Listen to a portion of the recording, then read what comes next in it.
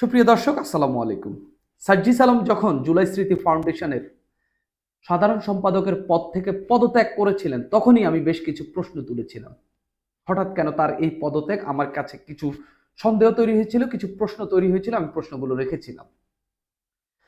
তিনি যখন দায়িত্ব পালন করছিলেন জুলাই স্মৃতি ফাউন্ডেশনের, তিনি এই জুলাই আগস্ট আন্দোলনের, শেখ হাসিনার পতনের আন্দোলনের অন্যতম হর্তাকর্তা, সামনের সারির নেতা। এই নেতা যখন তার সহকর্মীদের কাঁধে কাঁধ মিলিয়ে আন্দোলন করছিলেন এবং আন্দোলনের পরে আহত নিহতদের পরিবারকে যখন সহায়তা দেওয়া হচ্ছিল, তখন যেই টাকাটি দ্রুত তাদের হাতে পৌঁছে যাওয়ার কথা ছিল, সেই টাকাটি দ্রুত পৌঁছায়নি। এখানে আমলাতান্ত্রিক জটিলতার কথা উঠে এলো। আহতরা অনেকেই আন্দোলন করলেন, নিহতদের অনেকেই আন্দোলন করলেন। যখন সার্জিস আলম পদে ছিলেন, তিনি যখন পদ ছেড়ে চলে গেলেন, এই টাকা নিয়ে কয়টা আন্দোলন দেখেছেন? একটাও না। তাহলে কি একটা প্রশ্ন তোলা যায় যে সার্জিস আলম থাকাকালেই আহত নিহতদের টাকা নিয়ে এক ধরনের গোজামিল করা হয়েছে, কারসাজি করা হয়েছে? প্রশ্ন কিন্তু তোলাই যায়। এখন কেন ওই টাকা নিয়ে আন্দোলন হচ্ছে না, ওই টাকা নিয়ে কথা হচ্ছে না? তখন কেন হয়েছে, তিনি যখন ছিলেন? নিশ্চয়ই এখানে কোনো যদি কিন্তু রয়েছে। ঠিক এই অভিযোগটি একজন তুলেছেন। তিনি এই শেখ হাসিনার পতনের আন্দোলনে সক্রিয়ভাবে মাঠের ভূমিকা রেখেছেন। পাশাপাশি এই আন্দোলনে তার ভাই, মানে কি বলবো, মানে হচ্ছে এই আন্দোলনে তার ভাই সম্ভবত নিহত হয়েছেন। তিনি লিখেছেন, আমি আহ, তার স্ট্যাটাসটি আমি একটু পড়ি। একটু, খুব বেশি বড় না, মিডিয়াম টাইপের একটি স্ট্যাটাস। তিনি 16 জুলাইয়ের ঘটনা লিখছেন। 16 জুলাই 2024 তিনি বলছেন, সন্ধ্যাবেলা ঢাবি ছাড়াও বুয়েট, ঢামেক মানে ঢাকা মেডিকেল কলেজ সহ অনেক ইনস্টিটিউট থেকে আমরা জড়ো হয়েছিলাম শহীদ মিনারে। অর্থাৎ তিনি 16 জুলাই বলছেন সন্ধ্যাবেলায় তারা ঢাকা বিশ্ববিদ্যালয়ের বুয়েট, ডামেক সহ অন্যান্য ইনস্টিটিউট থেকে তারা শহীদ মিনারে জড়ো হয়েছেন। ইচ্ছা ছিল আমরা টিএসসি গিয়ে ছাত্রলীগের সঙ্গে লড়াই করব, লড়বো, হাতে নিব হলগুলো। হইল না, একজনের সবচেয়ে বাদ সাধলো, সেটাকে পরে আন্দোলন হবে। আজ রাতে সবাই টায়ার্ড হয়ে যাওয়ায় আজকে স্থগিত। রাতে প্রেস ব্রিফিং করে সব জানাইয়ে দেওয়া হবে মাইকে বলে ছুটলো তার হলে। মানে যে বাদ সাধলো তিনি এই বক্তব্যগুলো দিচ্ছেন যে আজকে আন্দোলন হবে না, সবাই টায়ার্ড, পরে প্রেস ব্রিফিং করে জানিয়ে দেওয়া হবে। তিনি মাইকে এই ঘোষণা দিয়ে তিনি চলে গেলেন তার হলের দিকে। কিছুক্ষণের মধ্যেই তাকে দেখা গেল এপএইচ এপএইচ হলের পুকুর পাড়ে এক হাউস টিউটরের সঙ্গে। স্যার, কি এক আন্দোলন করলাম, মানে তিনি যে লোকটিকে তিনি অভিযুক্ত করছেন তার কথা বলছেন। কি এক আন্দোলন করলাম ডাকসুর আশায়, এখন তো পোলা পাইনকে থামানোই যাচ্ছে না, কি করব স্যার, একটু দেখেন প্লিজ। এগুলোই বলছিল। তিনি বলছেন তিনি এই কথাগুলো শুনেছেন নাকি, তিনি ক্লেম করছেন। কি উত্তর আসছিল আমরা জানি না, তবে এই ছেলেটার এই ধরনের কারবার আমরা অনেকেই জানতাম, তাই তাকে মারতেও আসছিল অনেক সহ সমন্বয়ক এবং আন্দোলনকারীরা। অনেক সহ সমন্বয়ক এবং আন্দোলনকারীরা তাকে নাকি মারতেও আসছিল। প্রুফ তিনি কমেন্টে দিয়েছেন। মজার ব্যাপার, ছেলেটা আন্দোলনের মাঝে 24 জুলাইতে লাশের উপর দিয়ে আপোষ করতে ট্রাই করেছিল। অর্থাৎ তিনি লাশের উপর দিয়ে আপোষ করার চেষ্টা করেছে। তবে সেই সুযোগটা নাহিদ, অর্থাৎ এনসিপি যিনি এখন আহ্বায়ক এবং যিনি উপদেষ্টা ছিলেন, তথ্য উপদেষ্টা, তিনি নাকি দেন নাই।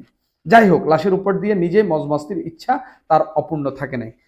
তিনি বলছেন, জুলাই স্মৃতি শহীদ স্মৃতি ফাউন্ডেশনের দায়িত্ব পেয়ে সে আহতদের নিহত বানানোর কাজ করে গেছে টানা 3টা মাস।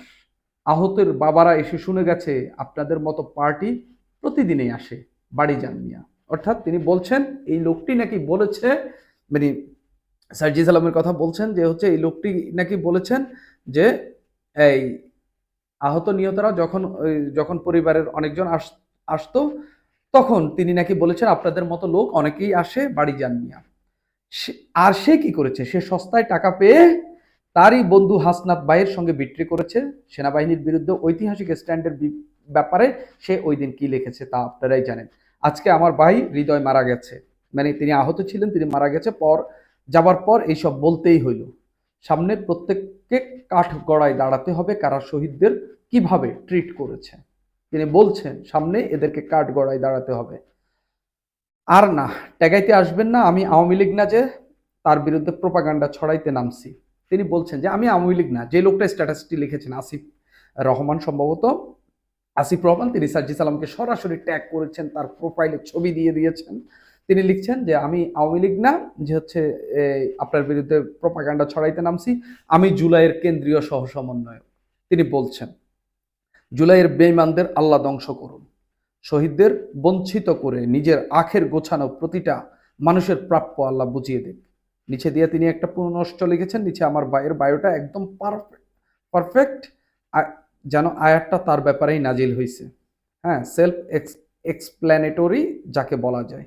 অর্থাৎ সার্জিস আলমের তিনি প্রোফাইল পিকচারটা দিয়ে দিয়েছেন, যেখানে তিনি একটা তার বায়োতে একটা কোরআনের আয়াত দিয়ে রেখেছেন, তাদের অনেককেই তুমি দেখবে পাপের সীমা লঙ্ঘনে এবং অবৈধ বক্ষণে তৎপর, তারা যা করে নিশ্চয়ই তা নিকৃষ্ট। অর্থাৎ তিনি বোঝাতে চেয়েছেন যে কোরআনের যে আয়াতটি দিয়েছে ঠিক এই কাজগুলোই সার্জিস আলম করছেন। সার্জিস আলম কি করছেন না করছেন, মানে আমারও কিছু প্রশ্ন ছিল, আমি আগেও করেছি, হঠাৎ কেন তিনি এই জুলাই স্মৃতি ফাউন্ডেশন থেকে পদত্যাগ করলেন? তারা মুখে রেগুলারলি তারা 2000 নিহত বলতেন। তখনও তিনি যখন পদত্যাগ করছিলেন তখনও 700 কত জনের 750 জনের মতো জুলাই স্মৃতি ফাউন্ডেশনের ওয়েবসাইটে 750 জনের মানে শহীদের তথ্য ছিল। তাহলে বাকি 1300 কোথায়? বাকি 1300-দের টাকা কোথায়?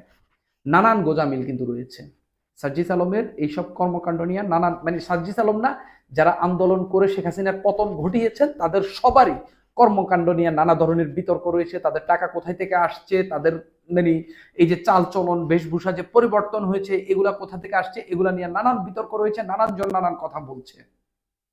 এই জুলাই আগস্ট আন্দোলনের একজন সহ সমন্বয়ক এখন নতুন করে সেই অভিযোগটি তুললেন। এটার বাস্তবতা কতটুকু আমি নিশ্চিত করে বলতে পারতেছি না, কারণ মানে টাকা মারা, টাকা খেয়ে ফেলা এগুলো একেবারে মানে খুব গোপনীয় কাজ। দীর্ঘদিন না লেগে থাকলে, ওই লোকটার সঙ্গে খুব ক্লোজ না হলে এগুলো জানা খুব টাফ। তবে কিছু জিনিস অনুমান করা যায়। হঠাৎ করে 200 গাড়ি বহর নিয়ে সার্জিসের এই শোডাউন কোথা থেকে এলো, এই প্রশ্নটি করা যায়।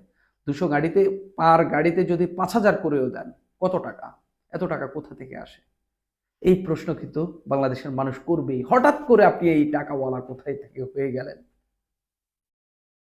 আবার আপনি যখন দায়িত্বে ছিলেন তখন আহতরা, নিহতদের পরিবাররা আন্দোলন করত, তারা ঠিক মতো টাকা পাচ্ছে না। আমি দিনাজপুরের মানে আমি নিজেও তো সাংবাদিক, আমি নিজেও দিনাজপুরের একটা ঘটনা নিউজ আমার অফিসে এসেছে, যে একজন আহত হয়েছেন কিন্তু শেষ পর্যন্ত তার বাচ্চা বিক্রি করে তিনি চিকিৎসা করেছেন। এরকম আরো অন্যান্য ধরনের ঘটনা কিন্তু রয়েছে। এই সার্জিস আলমরা ঠিক মতো তাদের হাতে টাকা পৌঁছাতে পারেনি, অথচ সরকার টাকা নিরলসভাবে দিয়ে গেছে। শেষের দিকে আমলাতান্ত্রিক কিছু জটিলতা তৈরি হয়েছে, সেগুলো তাদের মনে হয়েছে এই টাকা হয়তো কোথাও না কোথাও ভিন্নভাবে, বা এই টাকা নিয়ে তাদের মনের মধ্যে প্রশ্ন তৈরি হয়েছে বিদায় তারা হয়তো এগুলা আটকে দিয়েছে। নাকি অন্য কিছু, নাকি এইসবই? খোদা তাআলা ভালো বলতে পারেন। সাংবাদিকের কাজ প্রশ্ন তোলা, আমি প্রশ্ন তুলেছি। একজন অভিযোগ করেছেন, আমি প্রশ্ন তুলেছি। আপনাদের কি মতামত অবশ্যই জানাবেন। সুপ্রিয় দর্শক, আজ এই পর্যন্তই।